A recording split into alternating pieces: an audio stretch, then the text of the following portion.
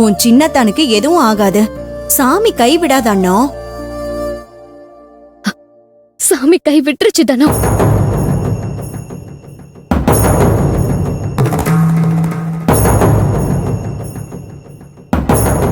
அண்ணா என்ன சொல்ற? என் சின்னத்தனை பத்தின உண்மையெல்லாம் நான் இன்னைக்குதான் முழுசா தெரிஞ்சுக்கிட்டேன் தனோ. என் சின்னத்தா அவரோட ஃப்ரெண்டு ரம்யாவை காதலிச்சிருக்காரு. அவங்களும் சின்னத்தனை காதலிச்சிருக்காங்க. என்னது? அண்ணா என்னென்னமோ சொல்ற, எனக்கு ஒண்ணும் புரியல. எனக்கும் ஒண்ணும் புரியல தனோ.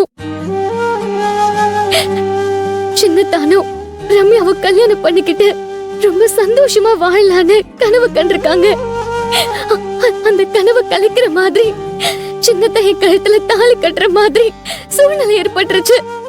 ஆனா எங்களுக்கு எந்த சூழ்நிலையில எந்த நிலைமையில கல்யாணம் நடந்துச்சுன்னு தெரிஞ்சுக்காம ரம்யா அவங்கள நாங்க ஏமாத்திட்டதா நினைச்சு எங்களை பழி வாங்கறதுக்காகவே எங்க கமிஷனரா டிரான்ஸ்பர் ஆகி வந்திருக்காங்க. சின்னத்தா அவங்களோட காதலுக்கு துரோகம் பண்ணிட்டதா நினைச்சு அவங்க அவரை வேணும்னே டார்ச்சர் பண்ணிருக்காங்க. சின்னத்தானுக்கு உடம்பு சரியில்லாம இப்ப ஹாஸ்பிட்டல் இருக்கிறதுக்கும் அவங்க தான் காரணம். யாரோ ஒரு புது கமிஷனர் சின்னத்தனை போட்டு டார்ச்சர் பண்ணிட்டு இருக்காங்க. அதுக்கு இன்னொரு ஒரு முடிவு கட்டணும் தான் நான் ஆபீஸ்க்கு புது கமிஷனரை பார்க்க போனேன். ஆனா அங்க போனதுக்கு அப்புறம் தான் அந்த புது கமிஷனர் ரம்யான்னு தெரிஞ்சது.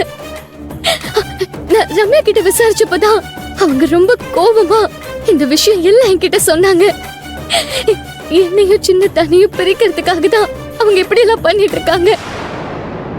சின்னத்தனை அவங்க கிட்ட விட்டு கொடுத்துட்டு என்ன ஒரே அடியா போயிடுன்னு வர சொல்றாங்க தனோ. அப்படியே சொன்னா? ஆமா தனோ. இப்பதான் எனக்கு எல்லாமே வெட்ட வெளிச்சமா தெரியுது. சின்னத்தா மனசுக்குள்ள இவ்ளோ காதலையும் வச்சுக்கிட்டுதான் என் மாமா சொன்னதுக்காக என் கழுத்துல தாலியை கட்டியிருக்காரு.